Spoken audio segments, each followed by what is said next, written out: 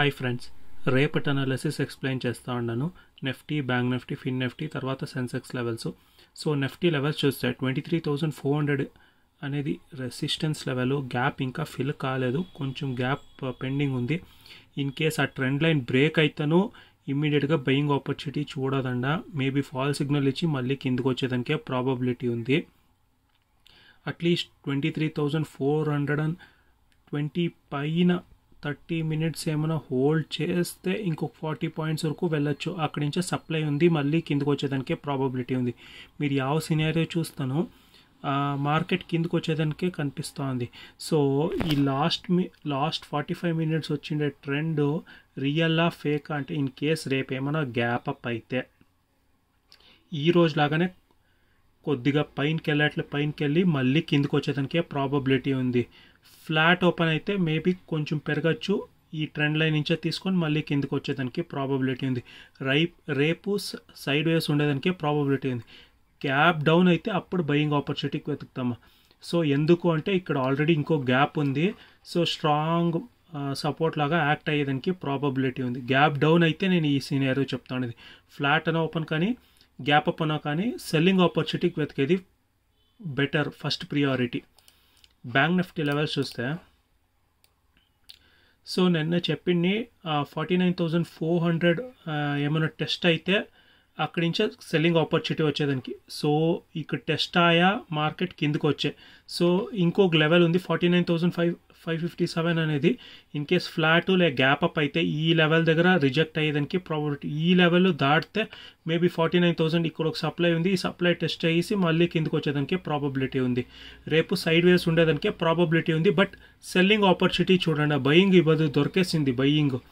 So పొజిషన్లో మీరు enter అవుతానో సో కావాల్సిగా సెల్లింగ్ చూపించి ఫాల్ సిగ్నల్ ఇచ్చి బయింగ్ ఆపర్చునిటీ చూసింది.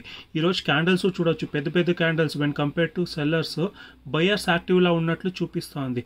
సో ఇన్ కేస్ రేపు ఏమైనా గ్యాప్ అప్ అయితే ఫస్ట్ వెయిట్ చేయండి ఒక 1 అవర్ వరకు. ఏం ప్రైస్ యాక్షన్ జరుగుతుంది అంటే, గ్యాప్ అప్ అయితే డెఫినెట్గా మార్కెట్ కిందకు వస్తుంది అంటే షార్ప్ కిందకు వచ్చేది కాదు.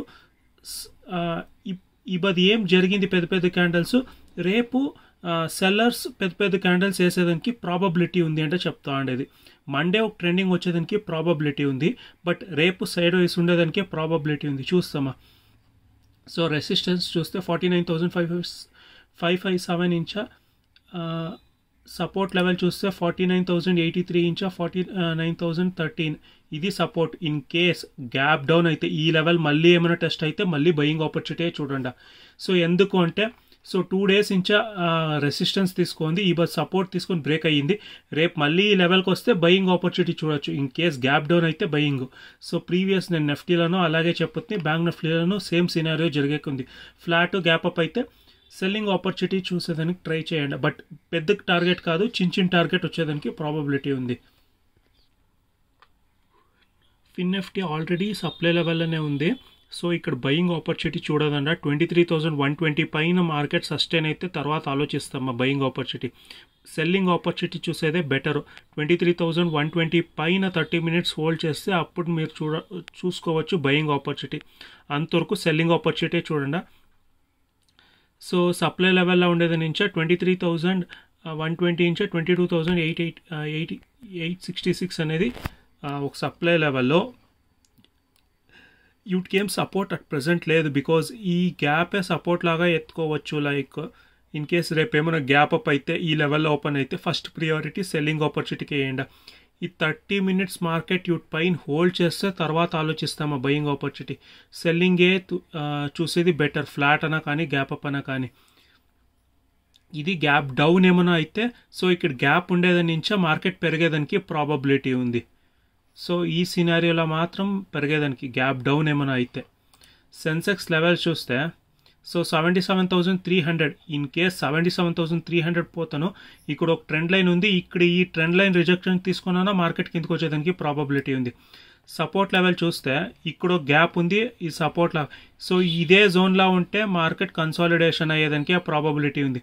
ఈ హయ్యర్ లెవెల్లో ఏమైనా దొరికితే 77,400 పైన మార్కెట్ సస్టైన్ అయితే మార్కెట్ పైనకి వెళ్ళేదానికి ప్రాబబిలిటీ ఉంది.